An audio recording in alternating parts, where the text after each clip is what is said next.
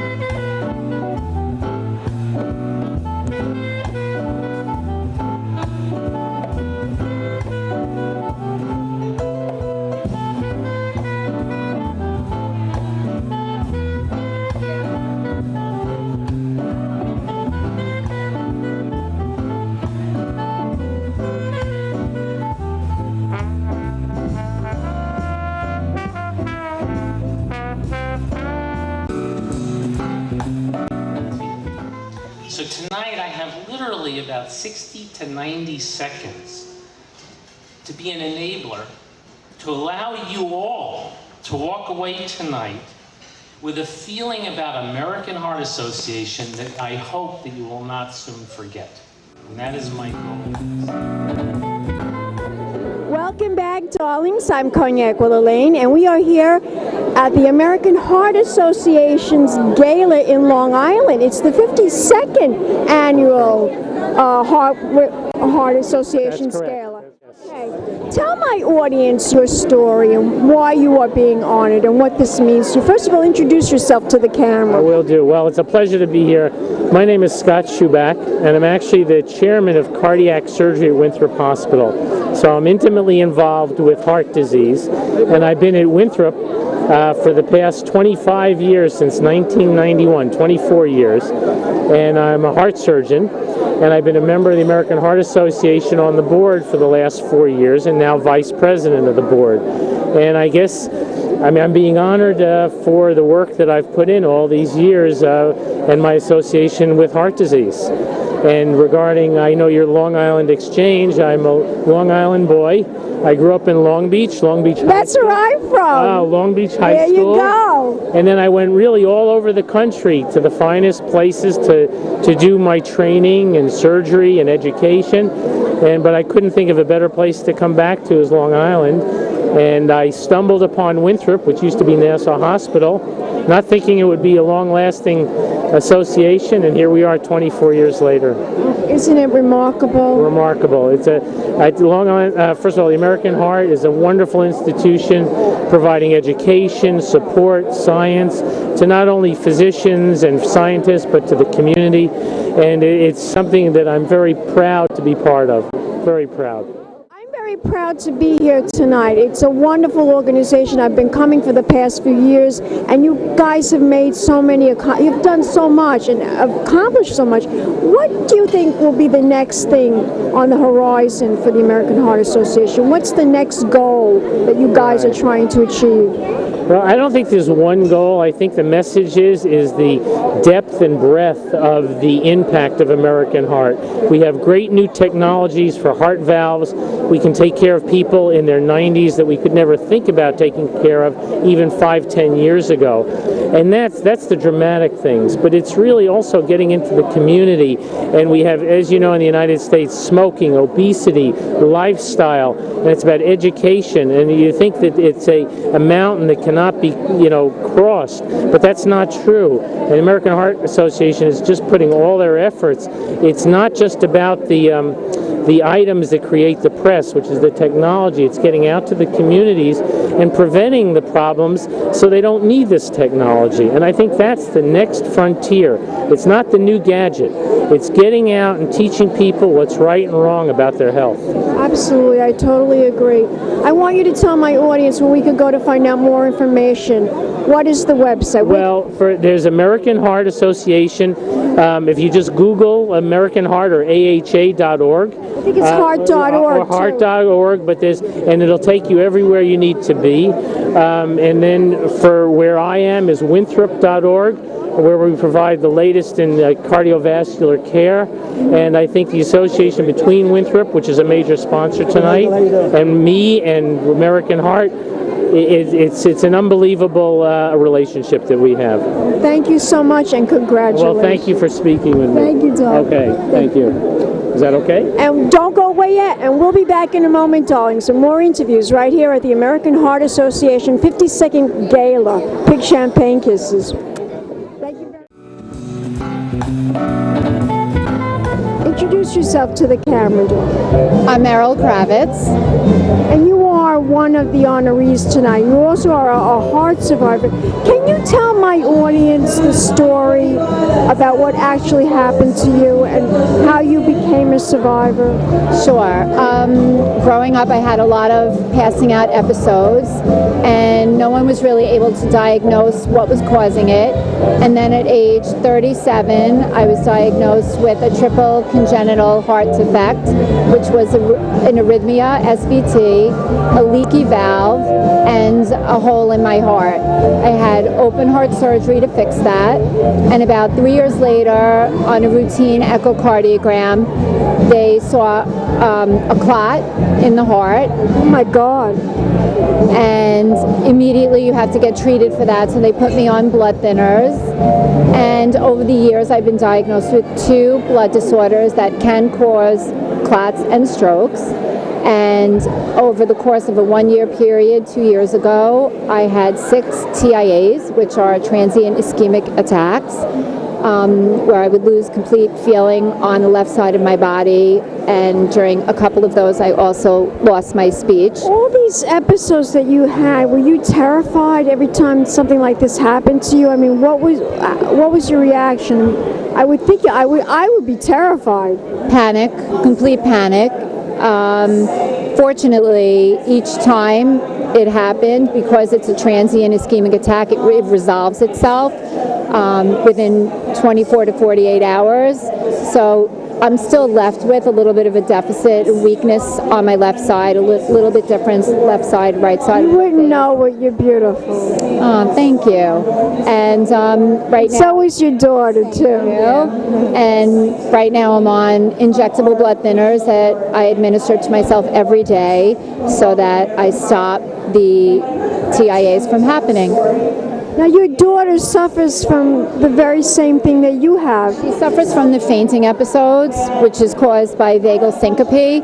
So if she is standing too long, she has a drop in blood pressure, or it's too hot out, it comes on and she will faint. So she takes medication daily for that. How old were you when you first had the first sign of this happening to you? I mean, I heard that you were at a concert.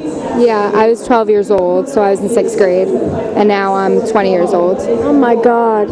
So you're like a survivor too. Yeah. Both of you are. Can you tell my audience, can you share with my audience what people should all do if they have these symptoms immediately? What should they do? Well, you definitely See a doctor right away.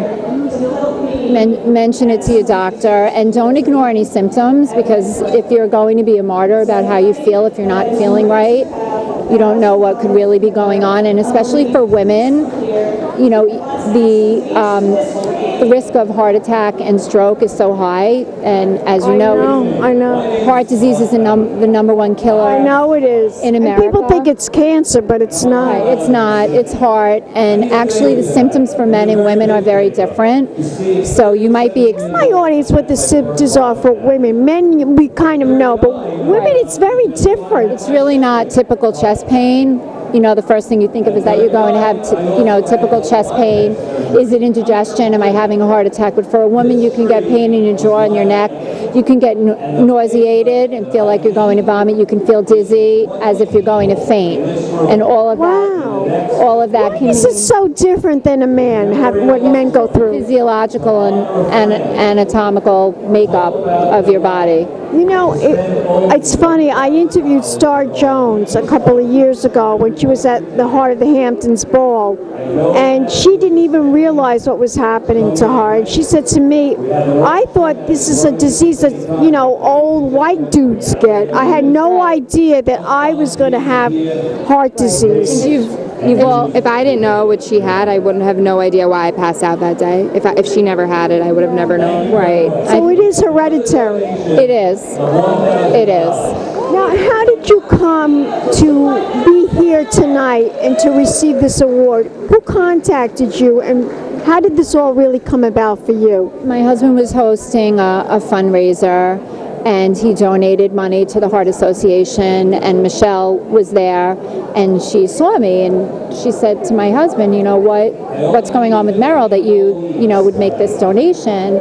And he explained what was wrong with me, that I was a heart and stroke survivor. So she came over to me and she said, would you be willing to, tell your story, make a video, come to the event to raise awareness and hopefully raise funds for further technology. I mean, for myself, I really hope that I won't have to give myself injections every day for the rest of my life, that a pill will come out, which hopefully is being developed as we speak, and I can go off that. Isn't that marvelous? Right. So it's really strides and advancements that are being made every day. Tell my audience, where can we go to support? Where can we go to contribute? And where can we go to donate towards the American Heart Association? What is the website? The website is AHA, or you can just Google American Heart, American Stroke, and it'll come up, and you can make a donation. I believe it's heart.org too. Yes. Heart.org. Yes. Well, thank you so much, Meryl, and your lovely, beautiful daughter. And I thank you so much for talking to me right here at the Long Island Heart Ball. Thank you. And thank you, and let me give you a kiss. Goodbye, darling. And good luck to both of you. Thank you. And we'll be back. Don't go away yet. We'll be back in a moment, darlings, with more interviews coming up. Keep watching. Peace, champagne kisses.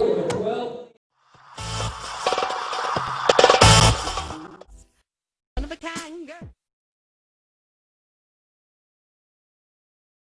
been a Crybaby Productions, darlings.